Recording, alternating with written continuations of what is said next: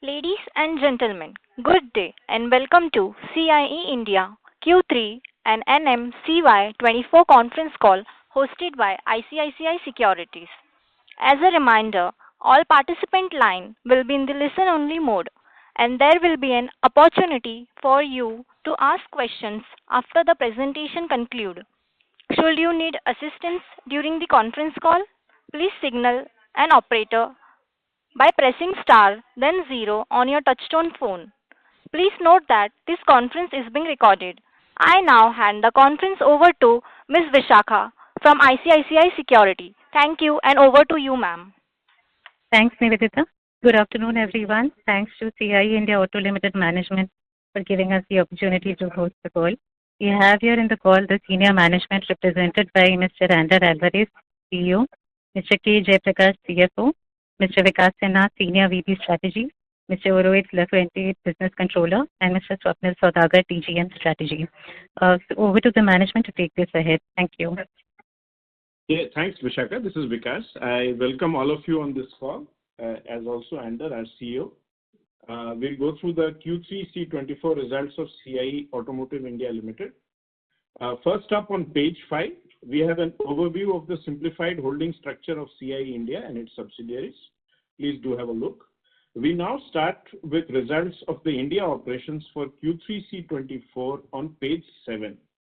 Sales were INR 14,707 million, EBITDA INR 2,606 million, EBIT INR 2,032 million, and EBT INR 1,997 million.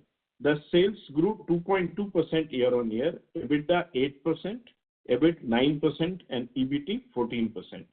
EBITDA margin in Q3 C24 is at 17.7% compared to 16.7% in Q3 C23 and 18.1% in Q2 C24.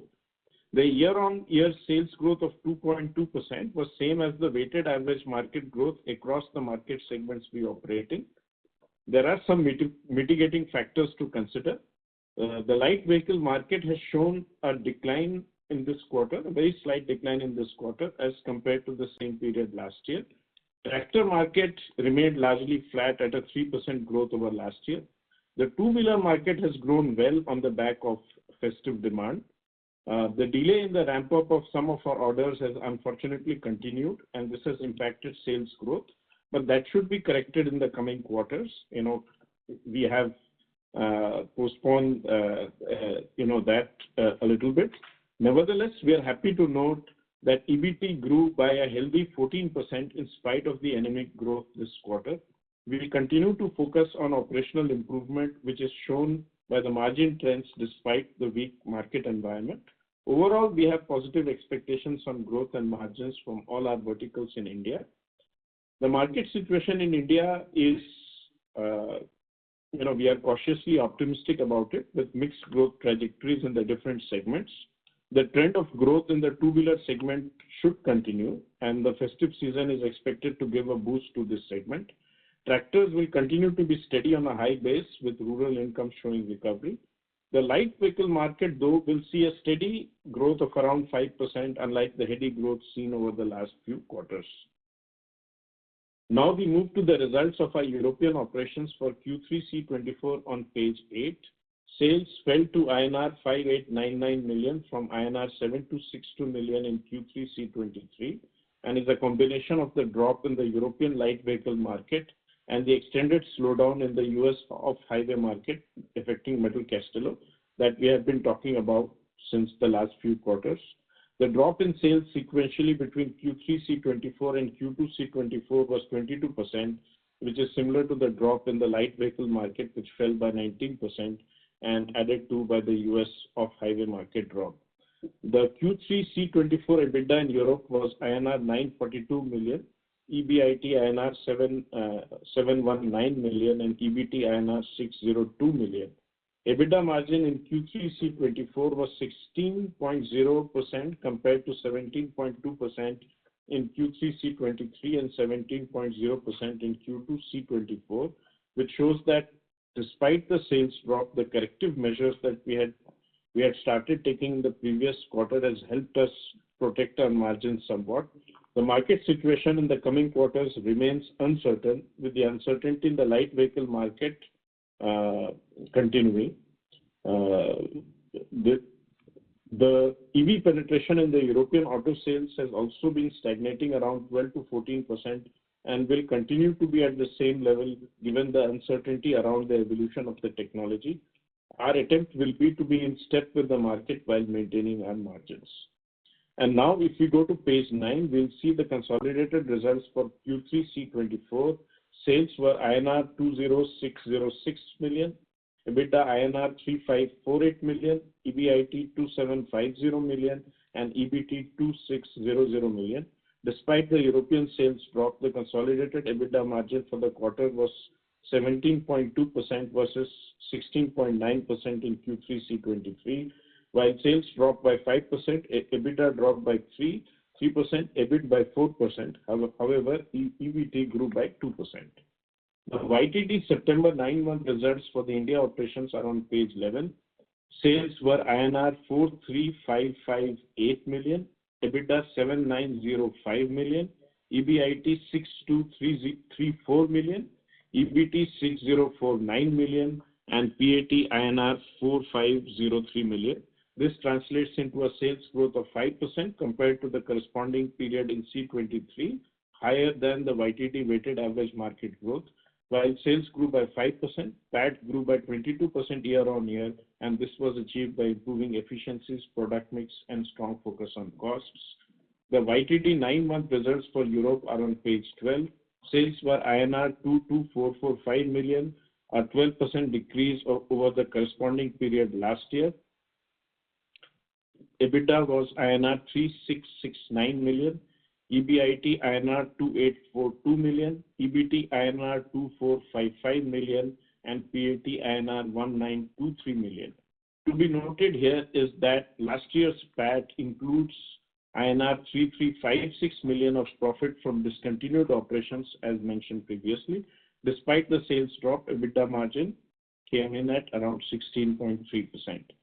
The consolidated YTD 9-month results are on page 13. Sales were INR 66003 million, a slight decrease over last year. EBITDA was INR 11574 million, EBIT INR 9076 million, EBT INR 8504 million, and PAT INR 6425 million. As explained, that is about 642 crores. As explained in the previous section, PAT includes 3356 million of profits. That was for the previous year. Excluding the consolidated PAT for 9 months YTD September 23, it was 6206 million. So last year, the PAT, YTD PAT included the 3356 million of profits from CFG. Excluding that, last year's YTD September 23 PAT was INR 6206 million, and therefore if you compare with the YTD September 24 PAT of 6425 million, we have achieved a PAT growth of 3.5% this year. It is to be noted that despite YTD consolidated sales being minus 1%, the PAT without discontinued operations has grown by 3.5%. So with that, we can proceed to Q&A. Thanks.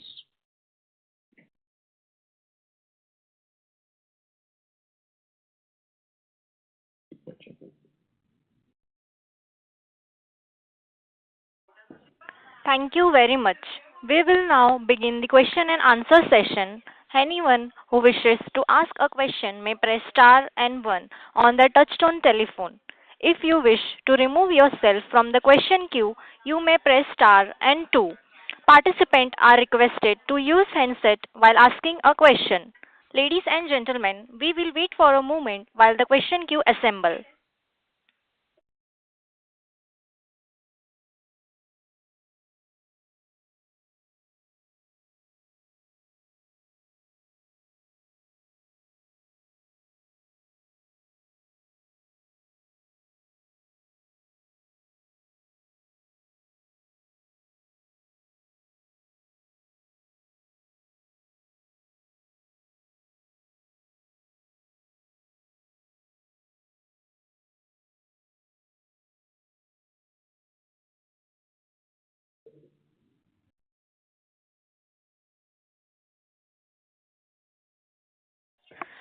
You may press star and one to ask question.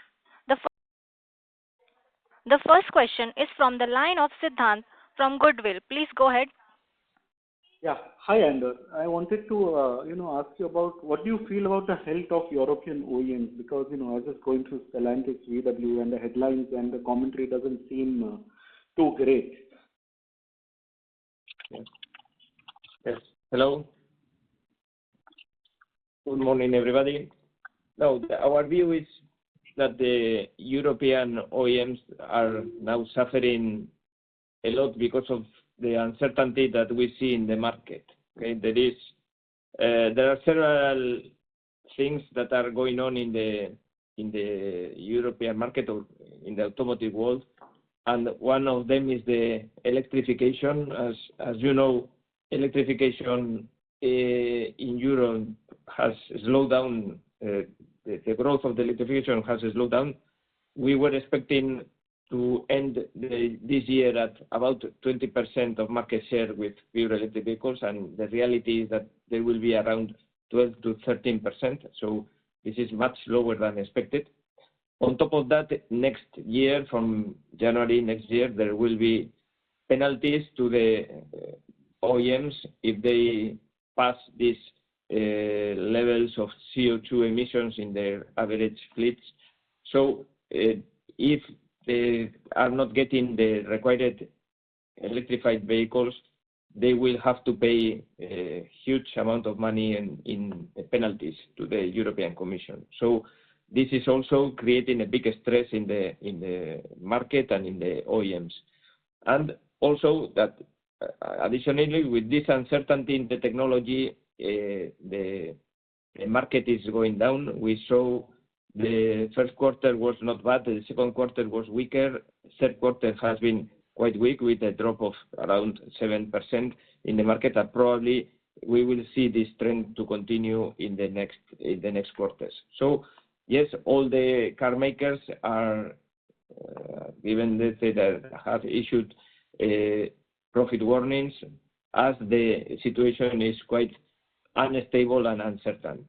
So that's the environment we need to work for and we need to manage. And that's one of the reasons of the drop that we had in our European business. On top of that, you know that we have another business working for off-highway trucks for US, mainly in our Metal Castello gears business. That is still depressed. This market is still depressed till we expect that let's say that this market will revamp during mid of next year after the US elections are over and then the new let's say the new government starts with the new policies. So we will expect that the market will go up in the second half of the year. Okay, so that's the real tough environment. Our customers are having difficulties. Uncertainty is there. The electrification is kind of blocked, or the path of the growth is not happening. And on top of that, we have in Europe, at least the view in Europe is the additional stress factor is the entrance of the Chinese vehicles that are getting, let's say, bigger and bigger market share. Now with the duties that has been imposed, probably there will be a certain slowdown of the Chinese introduction, but the commercial war is also not helping to the global economy. So this is the environment that we are trying to navigate through, and okay, this is the situation. Thank you for the question, sir. The next question is from the line of Jinesh Gandhi from Ambit Capital. Please go ahead, sir. And then just to clarify, did you indicate that Metal Castello business and the end market in US for off-highway will recover from second half CY25, or we expect that to happen from first half itself, given new government would be in place? Oh, we expect that this this market to recover by Q2, Q3 2025. Okay, this we will expect that in the next couple of quarters we will keep the current situation, let's say the current depressed situation. We will not drop further. I mean, we are now in the bottom side of the cycle. Then we expect to start recovering slowly. That's what our customers are informing us.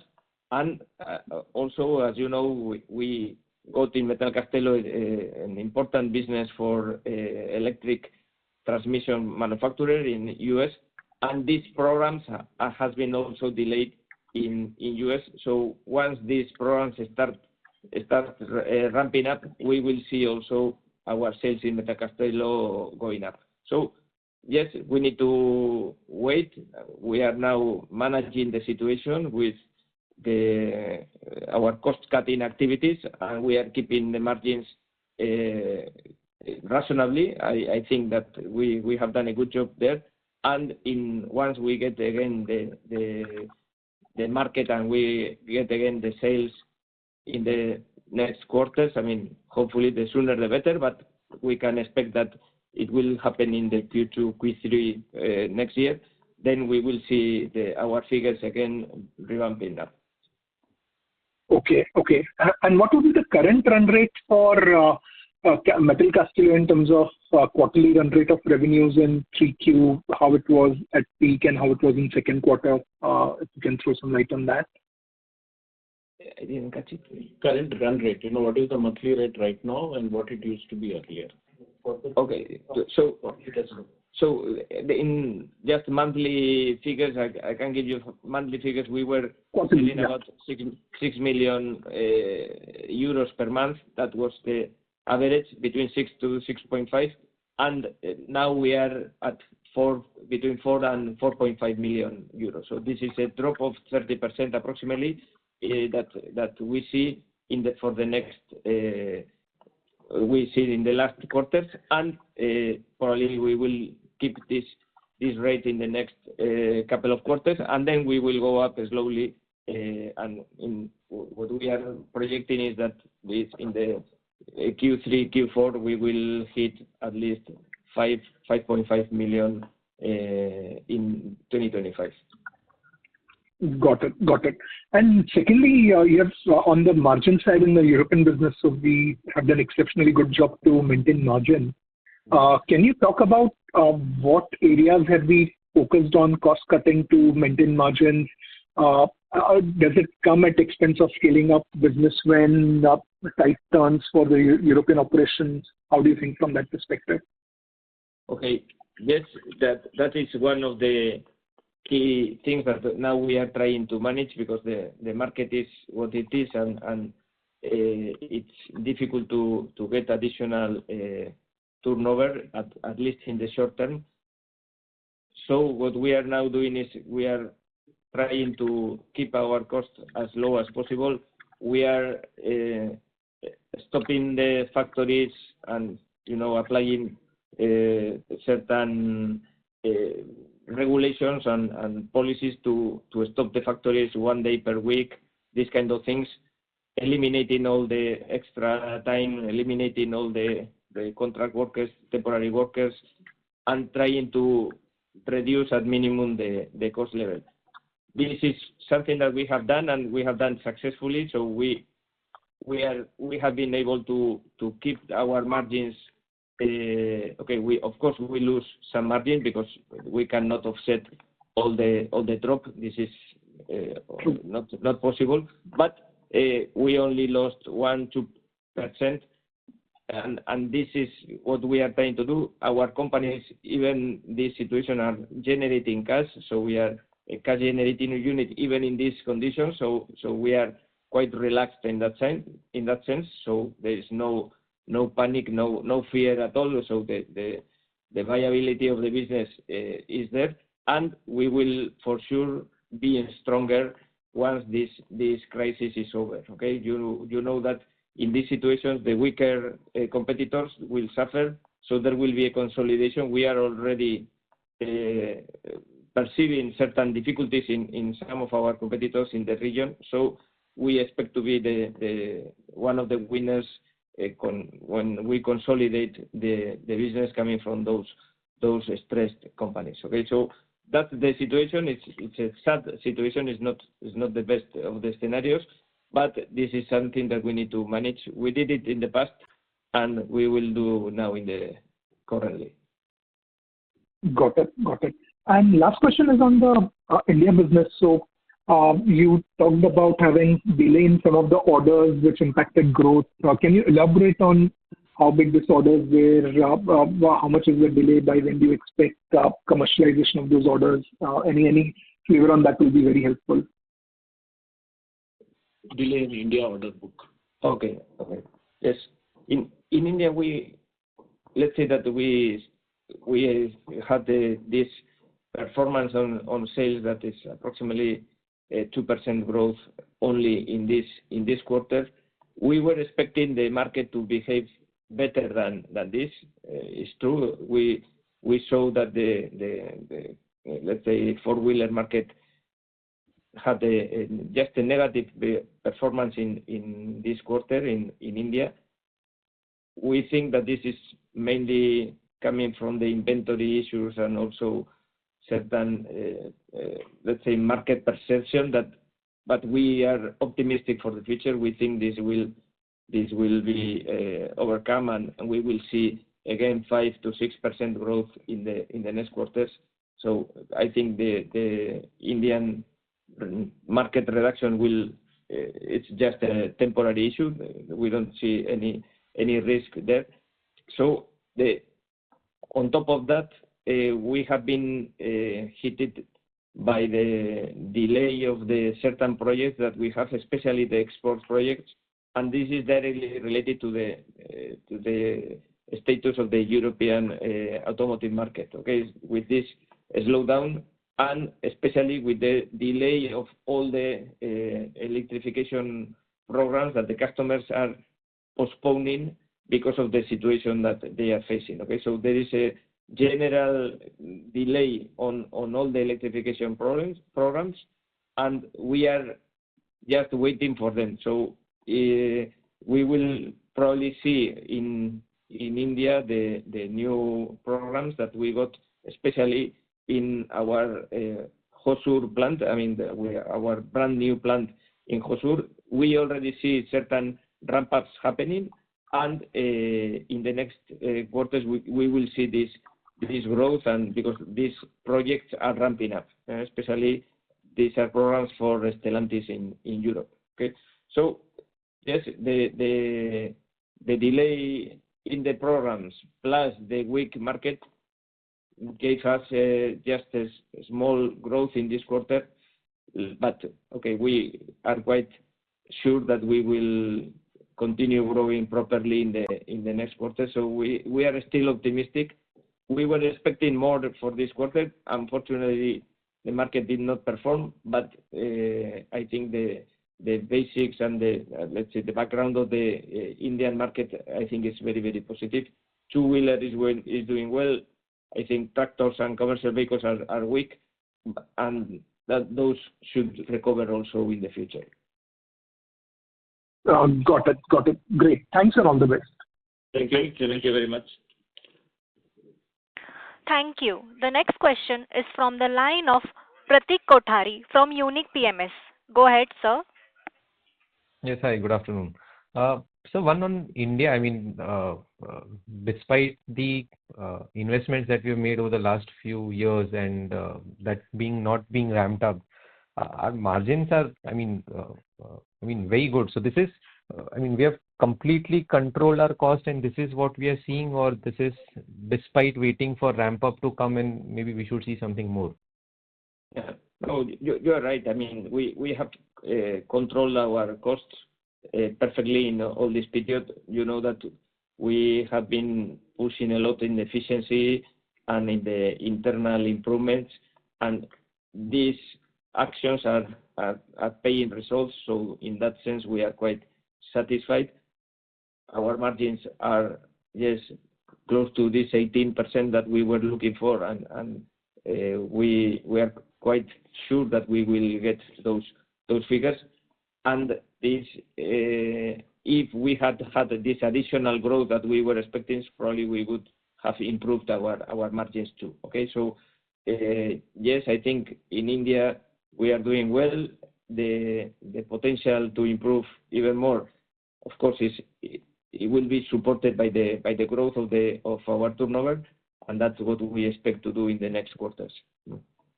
Correct. And so this would be, I believe, function of the productivity gains that we have been trying to implement and see for the longest of times.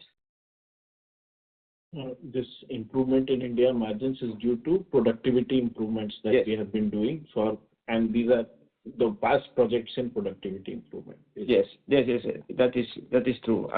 But not only that, I mean, we are during this week we have been working here with all the operational teams, and we have identified several improvement plans in all the verticals, and we continue this path. So we can expect even further improvements and let's say better performance in the next years, thanks to this action plan that we have already prepared. And of course, if these action plans are supported by higher sales, the situation will be much better. Okay, so I would say that all the verticals are doing quite well in India. We have had a better growth in the aluminum. I mean, aluminum is outperforming the rest of the businesses in terms of growth. Also, our composite business is growing well. Our gear business is also doing well. Then the businesses depending more on commercial vehicles and tractors has been suffering more, like our castings or our forgings divisions. But overall, you saw the results and the margins. We were able to keep this close to 18%, a little bit less than 18%. So that's the target that we have in the short term. Correct. And so one comment on exports from India. I mean, we were at 12-13% of sales. Where are we, and any outlook, any developments there? Yeah, the exports in this quarter were reduced a little bit because of the market situation outside. I mean, the demand has gone down in Europe and US, so the export will be around 10%, because exactly it's around 10% this quarter. 10-11. Yes, between 10 and 11%. That is the reality, and we are already working to increase this export rate. Okay, you know that as a global company, we have a policy to be local to local, to supply our customers local to local. That was the CIE global policy, because we are present in all the automotive regions in the world. So avoiding transport costs, big inventories, geopolitical risks, foreign the exchange rate risks. That is the global strategy. But of course, in certain technologies where we are very competitive in India, we will take the advantage of exporting as much as we can. So this is also one of the areas that we need to improve. Compared to our competitors, we are below, mainly because of this CIE strategy, as we are a global company. But we expect to continue growing in the near future. So at least this reaching the 15% of our export rate should be quite easy in the next years. Correct. And the last question on Europe and EV market specifically. I mean, the governments there are trying to put this anti-dumping or trade barriers, etc., for the Chinese onslaught. But for us as companies, I mean, do we go out and get this Chinese OEMs to be our customers? Because I mean, if they still go through, I mean, the cars might be sold in Europe, but it won't be through our customers. So how do we think about that?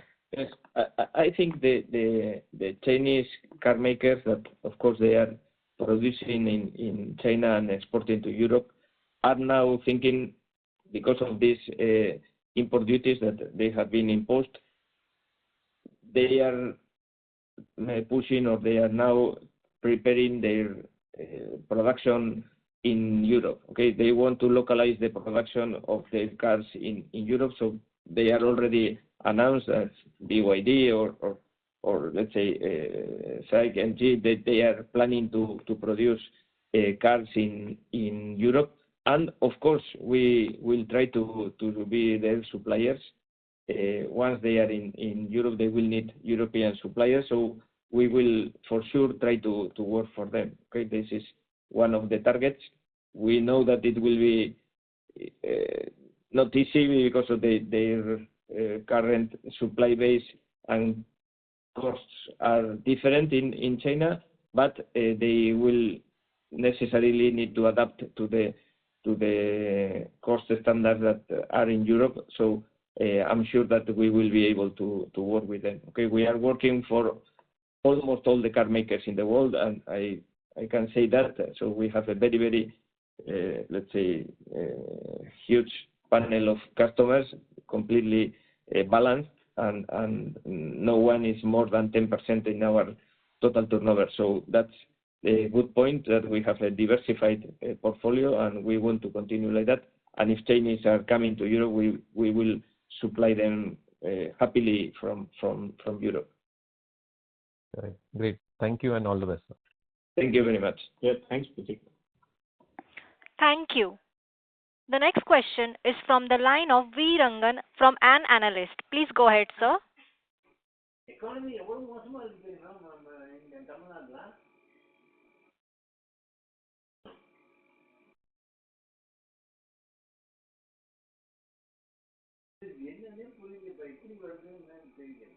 We are unable to hear.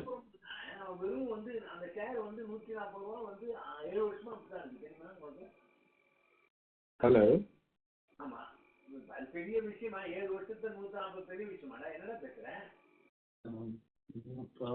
Moderator, I think we can't hear anything from. Sir, we can't hear him. We take the next question from the line of Bharat Seth from Quest Investment. Hi, good afternoon, and thanks for the opportunity. Sir, in initial your remark on the European market, you said that certain duties related to levy on account of this emission norm. So if you can give little more color, and that because of the impact will remain only up to this Q4, I mean say last quarter of calendar year, or next year, how do we see for Europe market? Metal cast alloy, you have already given some color. So remaining part of the business, how do we see? Okay.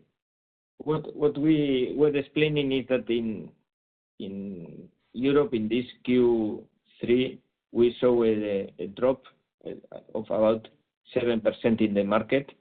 And what we can expect is that in the next quarters, this trend, this level will continue.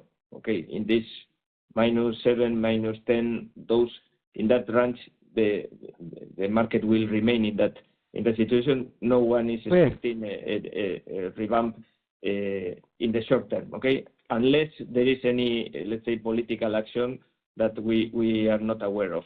Okay. Okay. Regarding because we are always talking about production, okay? Production in Europe. Part of the sales in Europe are coming from the imports that Chinese car makers are doing. Approximately 1 million Chinese cars are sold in Europe in this moment. These cars are mainly electric vehicles, where they can offer very cheap and very competitive cars that are, let's say, affecting to the electric cars produced in Europe, because most of the price gap is important. They are getting this market share, and in order to avoid this situation, the European Commission set up certain import duties to the Chinese electric cars. Okay, mainly there is a variation between they have a basic duty of 10%, and on top of that 10%, some of the car makers has a duty of even 38 additional percent. Okay, so we expect that this will slow down the import of the Chinese cars. We will see, because we don't have any data yet. But what we see also, and what we think, is that these import duties will encourage Chinese car makers to implement and to launch factories in Europe, to produce in Europe, to avoid these import duties. So we will see certain changes in the market for sure due to this situation. That's our view. And coming back to the Metal Castello's evolution, Metal Castello is in a very, let's say, weak situation, because we are now selling this in the range of 4 to 4.5 million euros per month, mainly because of the drop in the export market to the US. The off-highway market in US is very low, and we expect this to recover in the second half of next year. So during the next quarters, we will maintain the current situation. Despite this drop, we have done our job in terms of cost reduction, so the profitability is nice. We maintain a nice EBITDA margin there, and we are generating cash. So let's say that we are waiting for the market to revamp, and we will be ready to catch up when this happens. So in this moment, the situation is that we are not nervous. The situation is full under control, and we will wait for the better moments to come.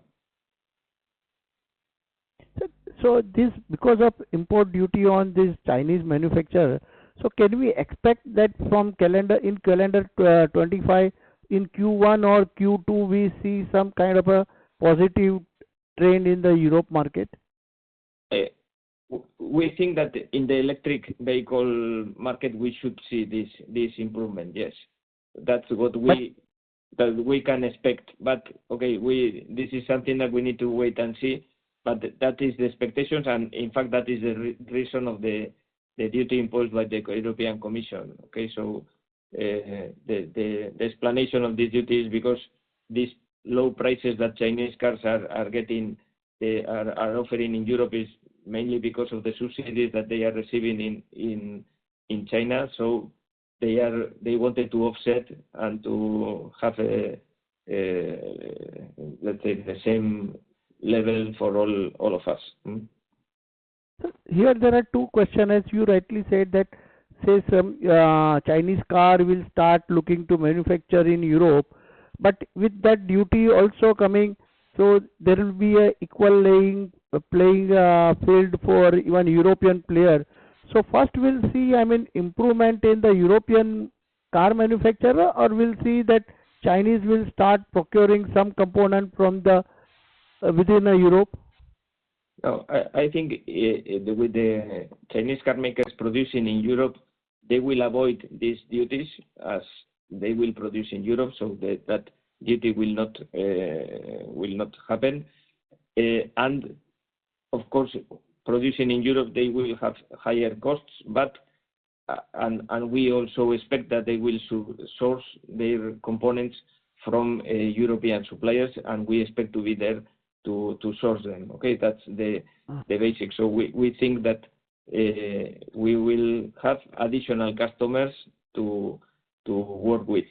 Also, the point is that from the technological point, the Chinese electric vehicles are, let's say, now in the top of the technology, and they are getting, let's say, they are in a very good positions from technological point.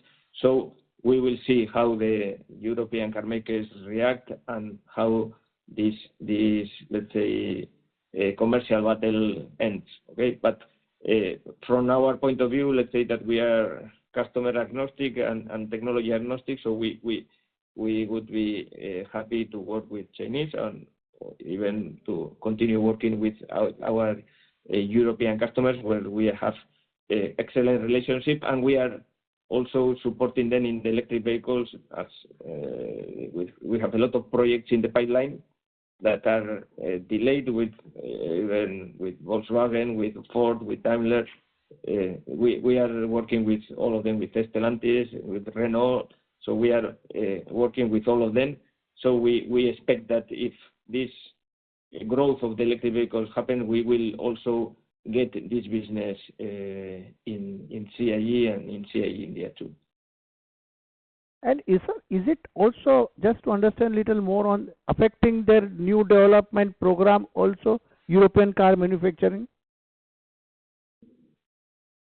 No. Is this uncertainty around EVs affecting new model development for European OEM manufacturers, new platforms? So they are unable to decide what to develop. Okay. Yeah. There is a big uncertainty there. Yes. Okay. I didn't catch the question. Sorry.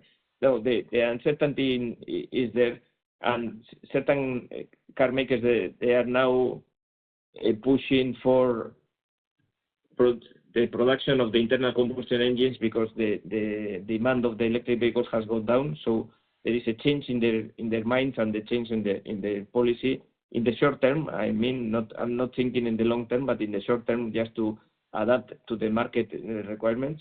That is happening for sure. We are, for example, seeing that the diesel cars are growing. We are producing certain components for diesel, and suddenly they are going up, mainly because of the let's say short-term demand that is more inclined to go to diesel and gasoline rather than the electric. But in the mid-term, we see that the electrification will win. Okay, it seems that it's a very clear picture, and we were checking the IHS forecasts for the 2030 when 6 months ago they were saying that the 60% of the cars will be pure electric in 2030. That is in 5-6 years time. Now they say that in 2030 only 50% of the cars will be pure electric, and in all the interactions that we have with our customers, and they have their own let's say studies and forecasts, and most of them they are showing that they expect the electric vehicles to be between 30 to 40% in that period. So there is a big uncertainty there. I mean, depending on the policies from the European Commission, it can be 50, it can be 30. I mean, depending on the policy, it will change. But what we see now for sure is that there is a slowdown because of let's say the users that don't rely 100% on the electric vehicle because the infrastructure is not still there, and there are certain reasons that about the range anxiety and all these kind of things that are not fully solved yet.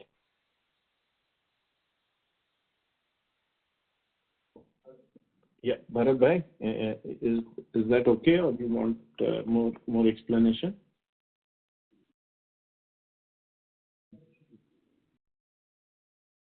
Hello, can you hear us, moderator?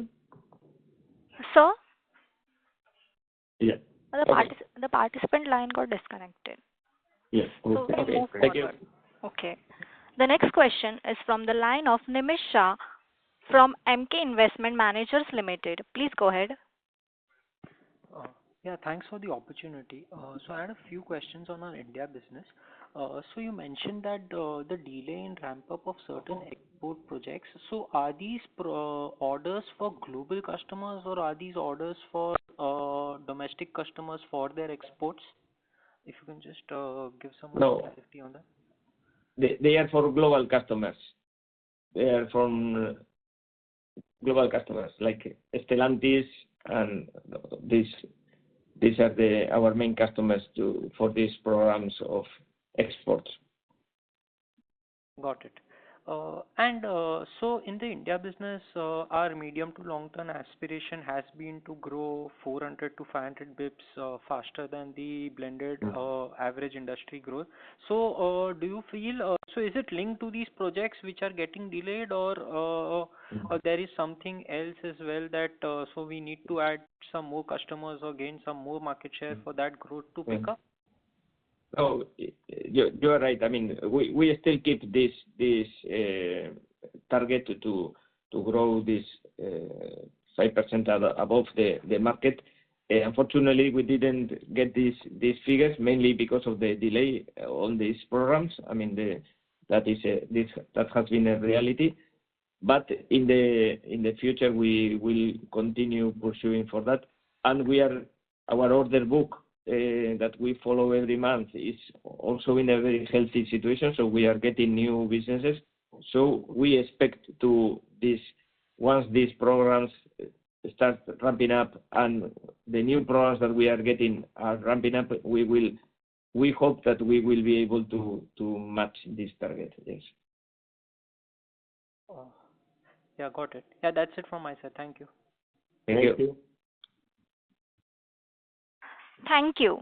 Participants who wishes to ask a question may press star and 1. The next question is from the line of Shivam, who is an individual investor. Please go ahead. Hello. Yeah, thanks for my question. So, as you said, that the European pressure will be till next half of the next financial year. So, will there be pressure on the revenue still then? Shivam, can you repeat it? Are you asking whether there will be revenue pressure in Europe for us in the next calendar year? Is that the question? Yes. Yes, the answer is yes. As pointed out, in Europe, we expect the off-road highway market to start coming back from Q2 or Q3 of next year. And as far as the light vehicle market is concerned, Ander has explained that for the next few quarters, we do expect it to remain declining on a year-on-year basis for the next few quarters, largely because of the uncertainty around the various factors that Ander explained, the emission tax, the uncertainty around the EV market, etc.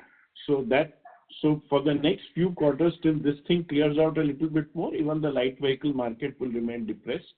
And we expect it to, like this quarter, the European light vehicle market degrew by 7%. So in that kind of range is what we expect for the next few quarters. So you're planning for a negative year next year on a consolidated basis? Let's not talk about our revenues. We are talking about the market in Europe. Yeah, and now my follow-up is about your revenue. Like, will there be for the next calendar year you're giving? Let's not talk about some forward-looking statements here, but as far as we do expect the Indian market to recover, as we pointed out, we expect the light vehicle market was negative this quarter. It will not remain negative. I think the tractor markets are picking up. The two-wheeler market remains quite good, close to 8 to 10% growth, definitely. So to that extent, the Indian market will recover, and the European market will be negative at least for the next 2 quarters, 2 or 3 quarters. So that's it. As far as what happens to our consolidated revenue, we'll come to it. As we said, it is not only about the markets, it's also about some of our order book coming back, like being ramped up, which have been delayed, especially the Stellantis order in India, which is a very large order that we are talking about. So what happens to our consolidated revenue, we'll see. We'll perhaps see the trends in the first 2 quarters next year, and then we can take a call on that. But what we are talking about is the market situation in India and Europe. So you are saying that the Indian business will compensate for the growth that will lag in the European business.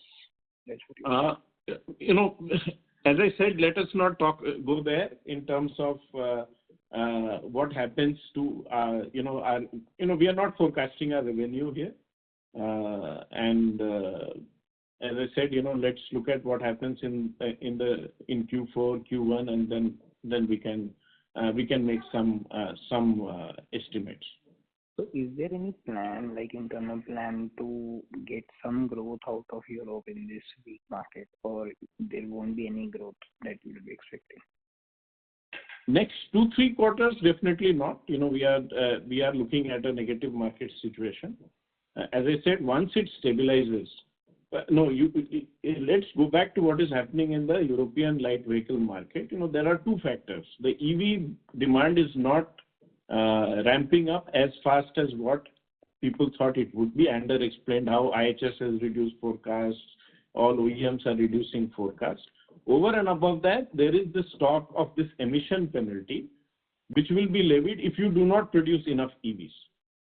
So because of these two contradictory factors, there is a lot of uncertainty in the light vehicle market in Europe. Once that uncertainty clears off, then of course the production trends would be clearer. Over and above that, there is also the third factor that Ander talked about, is the imports from China, which is almost amounting to 1 million this year. Normally, European sales and production are fairly equal to each other. This year, there has been some difference on a YTD basis. Almost a 1 million difference is there. So this is the third factor. So once all of these three factors clear off to an extent, then we will know what the real production trends in the European market is. Till then, there is uncertainty. In that uncertainty, we do think that the drop in market that we see in this quarter, a similar kind of trend will go on for at least 2 or 3 quarters. Once it clears off, things will become clearer. We don't know, what would be will it start growing back again? Perhaps, but we don't know for sure at this point of time. So right now we are focused on this market environment and working within this market environment. And any feedback that you are getting from your customers, like are they stopping orders, or they are building up the inventory, or they are not giving the fresh orders? Like any feedback, like any outlook from them you are getting? Our European OEMs you are talking about? Yeah, your European customers. So whatever we talked about is based on the feedback from them only. Okay, sir. Thank you so much. Yeah, thank you. Thank you. The next question is from the line of Pritesh from Chris Capital. Please go ahead, sir. Hi, thank you for the opportunity. Just one question. How has the growth been for us from our non-anchor accounts? Toyota, Hyundai, Kia, Royal Enfield. Could you spell that out, please?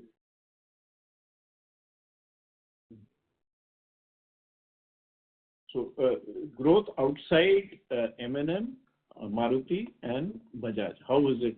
How is it? Outside our anchor accounts over the last 1 to 2 years. Yeah. Okay. The customers are behaving according to the market. I mean, this is the evolution. We are now trying to grow with Hyundai. You know that in the last quarters the evolution was not as good as expected, but the trend and the expectations are positive. We are developing our, let's say, customer pie, and we are trying to grow with them, and we have several projects with them in the negotiations and in the pipeline. So my view of this is that we are trying to, let's say, open our customer portfolio and to grow, especially with Toyota, with Hyundai, with let's say even Volkswagen. We are growing with all of them. With Tata, we have several projects also in the pipeline. So I think we are, as I said, we started our main customer are the 2 main pillars from our customer pie. But in the future, we want to open this pie and get this redistributed share or distributed weight of all the car makers in India. So we are working with all of them, and the expectations are positive with all of them. So if you look at the growth number, which is 2% for us, M&M Auto is obviously much higher than that. M&M Tractors roundabout at that figure, so is Maruti, and Bajaj is also much higher. So between M&M and Bajaj, M&M Auto and Bajaj, we have done well. Maruti and Mahindra Tractors are okay, and exports have not done as well, as Ander pointed out. Frankly, exports YTD this year has been lower than last year, and therefore the proportion has come down, as Ander has pointed out. So that is where we are. But for the other non-anchor customers, they have done reasonably well. So if you look at it in this fashion, then you can. It is the export part of the business that has not done as well, but the other non-anchor customers in India are doing reasonably well. And how large of our revenue mix would be our non-anchor customers? Our anchor customers, if you look at M&M, Maruti and Bajaj, is roughly around 55% of our business in India. Exports currently are roughly about, or last year, if like those are the numbers that we have put out in the public domain, was roughly about 14% last year. So the others were the domestic non-anchor customers. Okay, so the domestic non-anchor customers have seen a good growth on a small base. They are reasonable.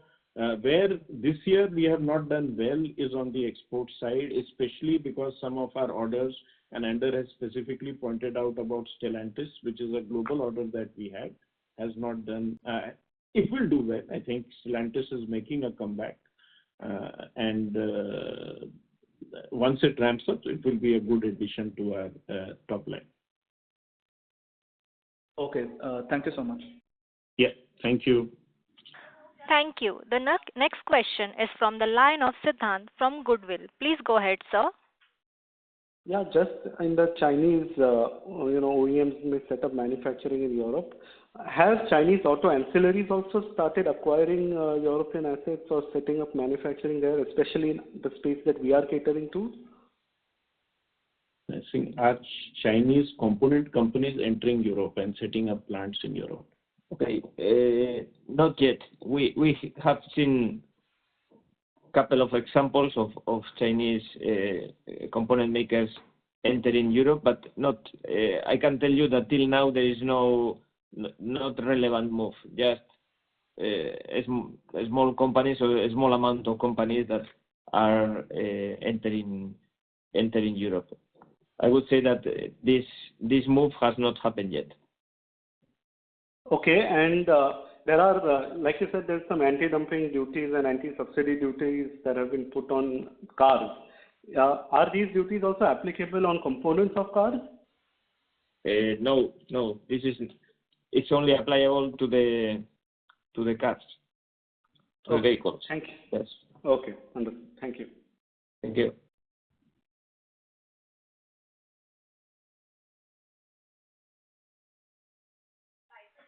Thank you. The next question is from the line of Bharat Sheth from Quest Investment. Please go ahead, sir.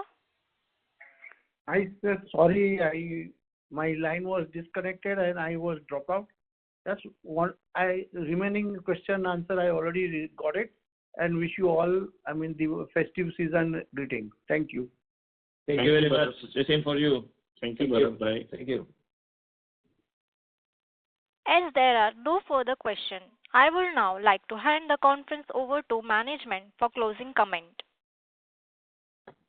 Okay, so thank you very much to all the participants for your questions and for your interest in our company. We hope that we answer the questions properly and you have now the better understanding of where we are as a company. We thank you for your trust on us, and we expect to continue growing and doing a good job. And as always, I will say thank you to all the team that is working in CIE India that is doing a fantastic job, and my recognition to all of them. And finally, I wish you a very happy festive season and very happy Diwali. Goodbye. Yeah. Thanks. Happy Diwali to all.